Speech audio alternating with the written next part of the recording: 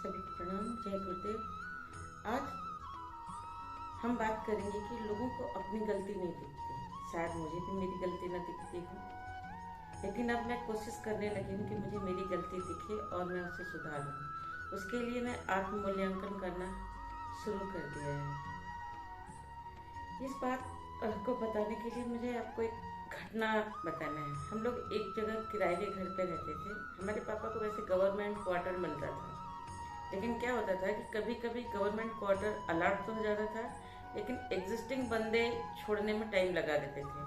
तो कम से कम कभी कभी 1 महीने के लिए हमें, 1 से 1.5 महीने के लिए हमें किसी किराए के मकान में कभी कभार रहना पड़ता था। तो ऐसे ही हम लोग एक किराए के मकान में थे। उस मकान में एक सास थी और उसकी एक बहू थी। एक ही बेटा था और 3 बेटियां थी। सास अपनी बहू को इतना मारती थी, इतना प्रताड़ित करती थी। अगर उसका बेटा घर पे नहीं होता था तो उसे मारकर रात को घर से निकाल देते थे। बहू उसकी किसी किराएदार के घर में रात गुजारती थी। सवेरे जब उसका बेटा आता था तब वो अंदर लेके जाता था। मतलब ये उनके घर का रोज का ही नियम था। ऐसा नहीं है कि वो सास पढ़ी लिखी नहीं थी, वो सास टीचर थी गवर्नमेंट स्कूल में, और बहू भी काफ़ी पढ़ी लिखी थी। बेटा भी काफ़ी पढ़ा लिखा था और ससुर भी काफ़ी पढ़ा लिखा था। ससुर अपनी बहू पर गंदी नज़र रखता था। मैं बहुत छोटी थी। मेरे दिमाग में आया शायद इन लोगों को अपनी गलती नज़र नहीं आ रही है। तो मैं एक बार उनसे बात करने गई, सास से। मैंने कहा कि एक चीज़ बताइए, आपके बेटे ने पसंद करके शादी करी है, आपके 2 पोते हैं, 2 लड़के हो चुके थे उस बहू के, 2 पोते हैं, उसके बावजूद आप अपनी बहू को मारती हैं। आप इतनी पढ़ी लिखी हैं और आपके आस पड़ोस वाले, आपके जो किराएदार है, वो आपके बारे में क्या सोचते होंगे। तो आपको पता है सास का क्या उत्तर था? उसने कहा, मेरी बहू मार खाने लायक ही है। अगर मैं उसे ना मारूं तो उसका दिमाग ठिकाने नहीं आता। इतनी पढ़ी, उसके आंख में अपने रोज किए जा रहे अपराध के लिए कोई ग्लानि नहीं थी, कोई शर्म नहीं थी। क्यों? क्योंकि उसे ये लगता था कि वो जो कर रही है वो बिल्कुल सही कर रही है। उसके दिमाग ने उसको ये प्रोग्राम कर दिया था कि तुम जो कर रही हो अपनी बहू के साथ बिल्कुल सही कर रही हो। उसे कोई शर्म, कोई गिला नहीं था इस बात का।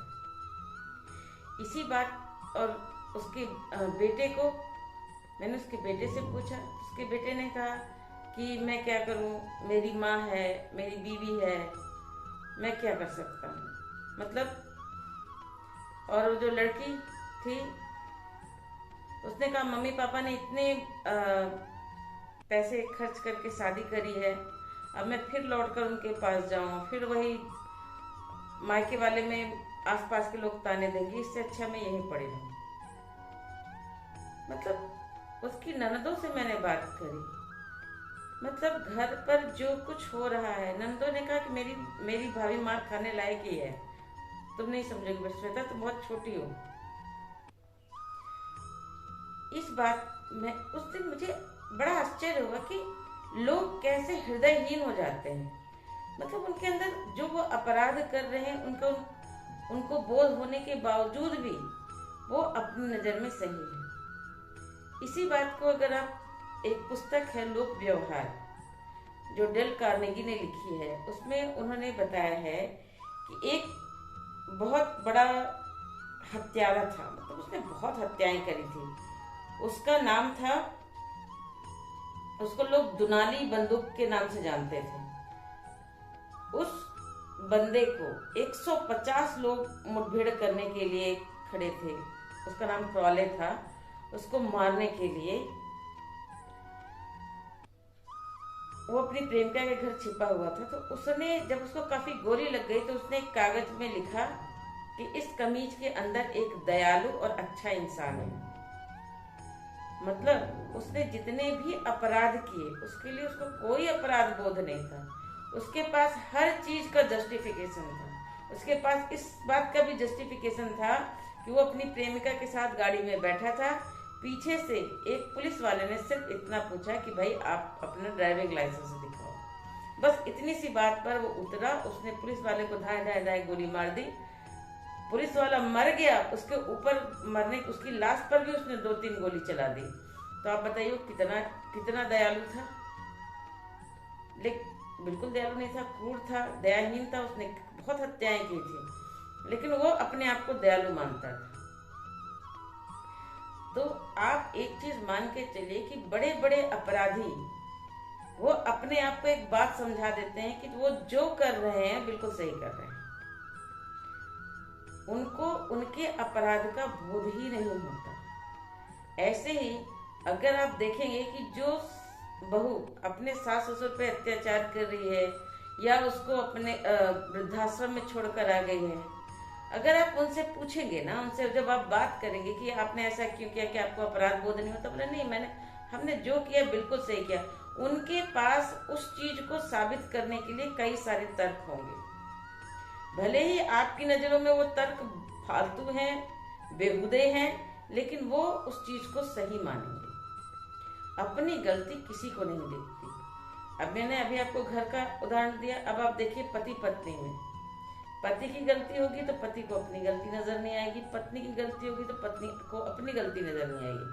सबको लगता है दूसरा दोषी है, बस हम सही हैं। ये जो दृष्टिकोण है, इससे ही विवाद पैदा होता है। इस विवाद में कभी भी संवाद नहीं हो पाता है। डेल कार्नेगी ने एक जेल में कई महीनों तक कई सारे कैदियों के व्यवहार का अध्ययन किया और उन्होंने पाया कि जितने भी खूंखार अपराधी थे, सबने अपने अपने साक्षात्कार में कहा कि वो बहुत अच्छे बंदे हैं, परिस्थितियों ने उन्हें ऐसा बना दिया, उन्होंने मजबूर कर दिया, ये हो गया वो गया। सबके पास तर्क थे और सब अपने नजर में सही थे। इसको कहते हैं आस्था संकट। इसको कहते हैं परिभाषाओं का गलत हो जाना। सही और गलत आप कैसे चयन करते हैं? आपको पता होता है कि आपके पास क्राइटेरिया होता है कि ये अगर क्राइटेरिया मीट करता है तो मतलब ये काम सही है, अगर ये क्राइटेरिया मीट करता है तो इसका मतलब काम गलत है।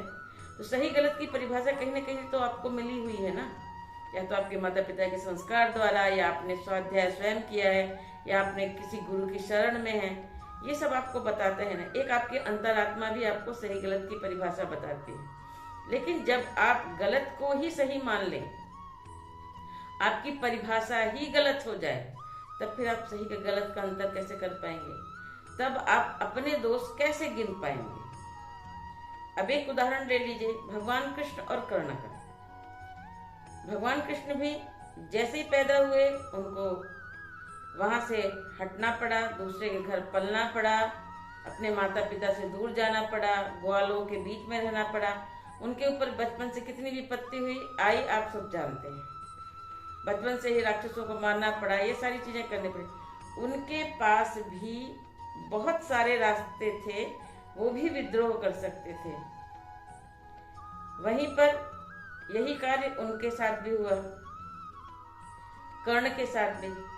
कर्ण भी महान योद्धा थे, उनको उनकी मां के द्वारा छोड़ा गया, वो भी किसी दूसरे घर में पले।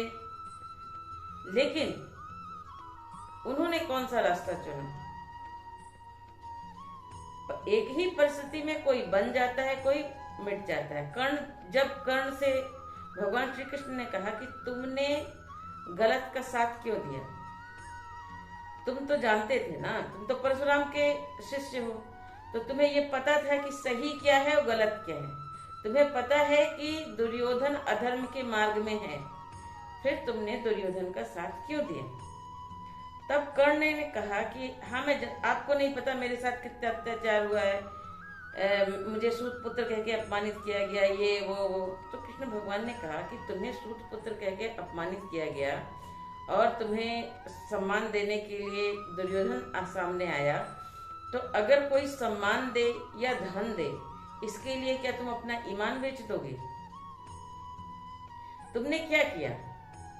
तुम्हारे पास बल था ना, परशुराम कर दिया, ज्ञान था, बल था, उस बल का उपयोग करके तुम सूत जाति को आगे बढ़ाने के लिए कुछ कर सकते थे। उनके लिए एक राज्य की स्थापना कर सकते थे। सारे सूत, जितने भी सूत जाति के लोग थे, उनको युद्ध कला सिखा सकते थे, सबको वीर योद्धा बना सकते थे, सबके सम्मान के लिए प्रयास कर सकते थे। लेकिन नहीं, तुमने सबके उद्धार की जगह अपना उद्धार चुना। अपने केवल तुम पर्सनल दुश्मनी में पूरे जीवन काट दिए, बदले की भावना में। तो बोले आपने भी तो कंस को मारा था। भगवान ने कहा मैंने बदले की भावना से नहीं मारा था। कंस बहुत लोगों का बुरा कर रहा था, जरासंध बहुत लोगों को परेशान कर रहा था। मैंने मेरी किसी से कोई पर्सनल लड़ाई नहीं है। जो लोकहित गलत कर रहा है, मुझे उसको मारना पड़ रहा है। पुलिस भी गोली चलाती है और डाकू भी गोली चलाता है। एक का इंटेंशन क्या होता है? अपराध करना, स्वार्थ करना, और दूसरे का इंटेंशन क्या होता है? उस अपराधी को रोकना, जिससे बाकी लोगों उसके कारण परेशान ना। तो दुर्योधन की तो परिभाषा उसने गलत कर दी, धर्म अधर्म की। शकुनी ने, एक ही गुरु के शिष्य थे दुर्योधन भी और पांडव भी, लेकिन उन लोगों ने जानबूझकर क्या चुना? अधर्म चुना। और उसके बाद उनको अपनी गलती का एहसास भी नहीं था। दुर्योधन को मरते मरते अपनी गलती का एहसास नहीं था। ये बड़ी विडंबना कहिए, चाहे कुछ भी कहिए, इंसान अपने स्वार्थ में। द्रोणाचार्य जानते थे कि वो गलत का साथ दे रहे हैं। द्रोणाचार्य तो बहुत बड़े गुरु थे ना। दुर्योधन का साथ ठीक है, भीष्म पितामह अपने वचन से बद्ध थे। द्रोणाचार्य किस वचन से बद्ध थे? भाई वो नौकरी कर रहे थे, अगर वो नौकरी छोड़ देते तो वो वचन मुक्त हो जाते। लेकिन क्या, दुर्योधन ने उनके पुत्र को एक राज्य दे दिया था। अब उस राज्य, उस धन, उसके अपने पुत्र मोह में उन्होंने अपनी परिभाषा ही अलग सेट कर ली। उन्होंने अपने मन को समझा दिया कि भाई वो पुत्र के लिए जो कर रहे हैं सही कर रहे हैं। क्यों? उनके मन में भी एक था कि हमने बहुत अपमान सहा, द्रुपद से अपमान सहा, हमने इससे अपमान सहा, ये है वो है। अर्थात उन्होंने भी अपने मन को समझा दिया था कि वो जो कर रहे हैं सही कर रहे हैं। आप एक चीज जिंदगी में, एक चीज ध्यान रखिए कि जब भी धर्म और अधर्म की बात आती है तो हर व्यक्ति अपने आप को कुछ अधर्म करने से पहले कुछ न कुछ ज्ञान दे ही देता है कि वो जो कर रहा है इसके पीछे ये कारण है। कोई क्रोध करता है, उससे पूछे कि आपने क्रोध किया? मैं क्रोध करना नहीं चाहता था, सामने वाले ने मुझे गुस्सा दिला दिया, मैं ये नहीं करना चाहता था, परिस्थिति ही ऐसी थी। मतलब अपने आप को सही और दूसरे को गलत, दूसरे के ऊपर दोषारोपण करना व्यक्ति ने चुन लिया। एक पर्स गिरा है, दो गरीब बच्चे हैं। एक बच्चे ने कहा कि भाई ये पर्स उठा के पुलिस को दे देते हैं, पुलिस इसको दे देगी, पहुंचा देगी। दूसरा क्या कहता है, अरे परिस्थिति ने हमको ये उपहार में दिया है पर्स। उसने अपनी परिभाषा क्या सेट कर दी कि भाई प्रकृति चाहती है कि हमें धन मिले, इसलिए हमें ये पर्स मिला है। उसने अपने दिमाग की परिभाषा ही सेट कर दी कि वो जो कर रहा है सही कर रहा है, और उसने पर्स के पैसे चुरा लिए। ऐसे ही आतंकवादी हैं, आतंकवादियों के दिमाग में प्रोग्रामिंग कर दी गई है, उनको ये परिभाषा सेट कर दी गई है कि वो जो कर रहे हैं सही कर रहे हैं। वो अगर स्त्री की अपमान कर रहे हैं, उसको लूट माट कर रहे हैं, उसका रेप कर रहे हैं, सही कर रहे हैं धर्म के नाम पे। क्यों? क्योंकि उनके दिमाग में ये गलत परिभाषा सेट कर दी गई है, अधर्म ही धर्म है। उनको ये बताया गया है कि जितने भी अधर्म आप करते हैं, अगर वो अपने धर्म के जो भी भगवान है, अल्लाह है, उनके नाम पे करते हैं तो वो सही है। कैसे सही है? तो ये दुनिया का दस्तूर है कि जितने भी गलत कार्य करने वाले लोग होते हैं, उन्होंने अपने दिमाग को समझा रखा है कि वो जो गलत कर रहे हैं वो गलत सही है, उनकी नजरों में सही है। कोई भी आतंकी, अगर आप आतंकवादी का इंटरव्यू देखिए, वो कभी भी ये नहीं कहेगा कि उसे इस बात का पश्चाताप है कि उसने जो किया वो गलत किया। उसके पास अपनी डेफिनेशन है। ऐसे ही घर में जो लोग घरेलू हिंसा करते हैं, उनके पास अपनी डिफिनीशन है। वो कहते हैं कि वो जो कर रहे हैं सही कर रहे हैं। जो पति अपनी पत्नी को बहुत प्रताड़ित कर रहे हैं, उनके पास भी अपनी डिफिनीशन है, वो जो कर रहे हैं सही कर रहे हैं। जो पत्नी अपने पति को प्रताड़ित कर रही है, उसके पास भी अपनी डिफिनीशन है। सास ससुर बहू को और बहू सास ससुर को प्रताड़ित कर रही है, तो उसकी भी अपनी डिफिनीशन। ये दुनिया कैसी विकृत होते जा रही है। यहाँ पर हमारा क्या रोल है? अब आप कहेंगे कि भाई हम क्या कर सकते। अगर उन्होंने अपनी डिफिनीशन ही गलत कर ली है, तो हम उसको सही कैसे कर सकते हैं? आप सही कर सकते हैं, लेकिन कुछ शर्तों के साथ। जैसे अंगुलीमाल ने अपनी परिभाषा बना ली थी कि अब उसको जितने भी लोग हैं जिन्होंने उनका अपमान किया है, वो उन सब मनुष्यों को मारेगा और 1000 उंगलियों की माला पहनेगा। सबको मारता था, उंगली काट कर रख लेता था। अब एक चीज सोचिए कि जो ज्ञान भगवान बुद्ध ने अंगुलीमाल को दिया, अगर वही ज्ञान कोई साधारण व्यक्ति देने जाता तो क्या उस पर वर्क करता? बिल्कुल नहीं वर्क करता, बल्कि उसको भी वो मारकर उंगली काट कर टांग लेता। भगवान बुद्ध को वो क्यों नहीं मार पाया? क्योंकि भगवान बुद्ध के पास तपबल था। भगवान बुद्ध के पास उनकी आत्मिक शक्ति इतनी स्ट्रांग थी कि उनकी आत्मा को वो पापात्मा मार नहीं सकता था। तो यदि प्रत्येक गायत्री परिवार ये चाहते हैं कि युग निर्माण हो, तो बुझा दिया दूसरे बुझे दिए को कैसे जला सकता है? हम सबको स्वयं जलना पड़ेगा।